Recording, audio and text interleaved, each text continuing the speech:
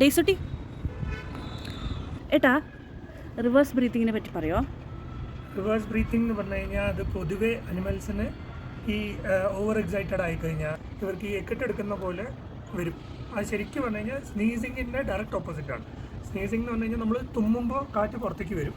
ഇത് അവർക്ക് ബ്രീത്ത് ചെയ്യാൻ ബുദ്ധിമുട്ടുള്ളതുകൊണ്ട് അവർ സ്ട്രോങ് ആയിട്ട് എടുക്കുന്നതിൻ്റെ ആ ഒരു ഇതാണ് കക്കെന്ന് പറഞ്ഞിട്ട് ഇങ്ങനെ വരും. ആ വരുന്ന സമയത്ത് ഇതാ ഇങ്ങനെ പിടിച്ചിട്ട് ഇങ്ങനെ ഒഴിഞ്ഞു കൊടുക്കുക, അല്ലാന്നുണ്ടെങ്കിൽ ഇങ്ങനെ പിടിച്ചിട്ട് ഒരു മൂക്ക് മാത്രം അടയ്ക്കുക.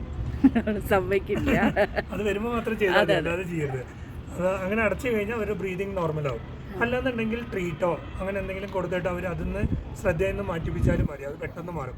പിന്നെ അതേപോലെ തന്നെ വേറൊരു സാധനം ഇവർക്ക് ഇത് അല്ലെങ്കിൽ നമ്മുടെ പെർഫ്യൂമിൻ്റെ സ്ട്രോങ് സ്മെല്ല്, അങ്ങനത്തെ ഏതെങ്കിലും ഒരു സ്ട്രോങ് സ്മെല്ല് പെട്ടെന്ന് മൂക്ക് കയറി അത് പോകുന്നില്ല എന്നുണ്ടെങ്കിലും ഈ പ്രശ്നം വരും. ഡസ്റ്റ് പാർട്ടിക്കിൾസ് നമ്മൾ പുറത്തൊക്കെ നടത്തുമ്പോൾ ഡസ്റ്റ് പാർട്ടിക്കിൾസും കാര്യങ്ങളും മൂക്കിൻ്റെ ഉള്ളിലൊക്കെ കയറി കഴിഞ്ഞ് കഴിഞ്ഞാൽ അത് അവർക്ക് പുറത്തേക്ക് എടുക്കാൻ പറ്റാത്ത ഒരവസ്ഥ വരുമ്പോഴാണ് ഈ ഒരു എന്താ പറയുക റിവേഴ്സ് ബ്രീതിങ്ങിൻ്റെ ഇഷ്യൂ വരും.